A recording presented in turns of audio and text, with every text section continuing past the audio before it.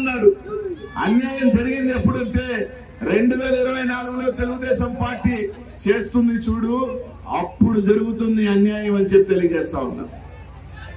ఖచ్చితంగా ఈరోజు ఒకటి అడుగుతా ఉన్నా అన్నని కూడా, ఏమబ్బా తెలుగుదేశం వాళ్ళందరూ కూడా అడుగుతా ఉన్నా, అప్పుడప్పుడు అంటున్నారు ఇక్కడ ఎవరు బీసీ లేరు, అనిల్ కుమార్ యాదవ్ తీసుకొచ్చారని మాట్లాడుతా ఉన్నారు.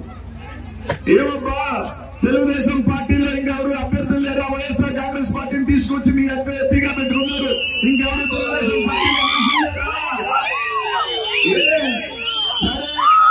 తీసుకున్నారు. ఎంపీ పదవిగా ఈ పార్టీలో తీసుకొచ్చి ఎంపీగా ఇచ్చారు కదా, ఏ జంగా కృష్ణమూర్తి గారికి కూడా ఎమ్మెల్యే ఇచ్చి న్యాయం చేయించారు పార్టీలో. తెలుగుదేశం పార్టీలందరికీ అడుగుతా ఉన్నప్పుడు అక్కడి నుంచి తీసుకొని ఎంపీని మా పార్టీలో జనాలు గెలిపించిన ఎంపీని తీసుకొని మీరు టికెట్ ఇవ్వగా జంగా కృష్ణమూర్తిని తీసుకున్నారు కదా, మీరు ఎందుకు ఎమ్మెల్యే? ఓహో, అక్కడ మాత్రం అన్ని న్యాయాలు మారిపోతాయి. అనిల్ కుమార్ యాదవ్ మాత్రం అన్ని వస్తాయి, మీకు మాత్రం ఏం వర్తించవా? ప్రజలన్నీ ఆలోచన చేస్తా ఉన్నారని చెప్పి తెలియజేస్తా ఉన్నా. ఆలోచన చేసి సాయం చేయండి అన్న. తప్పకుండా మీ ప్రాంతానికి వచ్చాను. గతంలో నేతృమల్లి జనార్దన్ రెడ్డి నన్ను గెలిపించినారు, మేకపాటి రాజమౌళి నన్ను గెలిపించినారు. ఈ రోజు బీసీ బిడ్డగా ఈ రోజు ఇక్కడికి వచ్చాను. మీరు దీవించమని ఆశీర్వించమని కోరుతా ఉన్నా ప్రతి ఒక్కరిని కూడా. ఈరోజు జగన్మోహన్ రెడ్డి గారి ఉమ్మడి గుంటూరు జిల్లాలో 3 ఎమ్మెల్సీలకి బీసీలు ఇచ్చారు.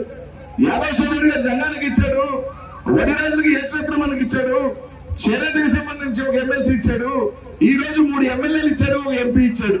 తెలుగుదేశం పార్టీ ఏమి ఇచ్చింది? 0 ఎమ్మెల్సీ, కేవలం ఒకే ఒక ఎమ్మెల్యే ఇచ్చింది. ఎవరు బీసీల పక్కన చేసే వ్యక్తి ఎవరు అన్నది ఒక్కసారి ఆలోచన చేయమని మాత్రం మిమ్మల్ని అందరినీ కూడా అడుగుతా ఉన్నా. సాయం చేయని ప్రతి ఒక్కరిని కూడా దీవించి మీ ఆశీస్సులు దీవెనలు ఇవ్వండి.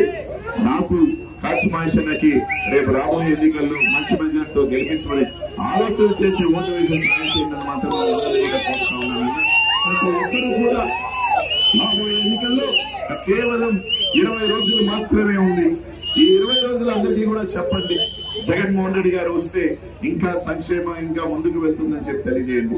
కాబట్టి మిమ్మల్ని అందరినీ కూడా ఇప్పుడు దాకా చెల్లెమ్మలకి అన్నతమ్మలు అందరినీ కూడా పేరున కూడా మనస్ఫూర్తిగా కూడా కోరుతూ 2 చేతులు జోడించి మనస్ఫూర్తిగా అడుగుతా ఉన్నాను, శిరస్సు వంచి అడుగుతా ఉన్నానన్నా. 2 రోజుల ప్రాణభూతి మీద ఓటు వేయండి.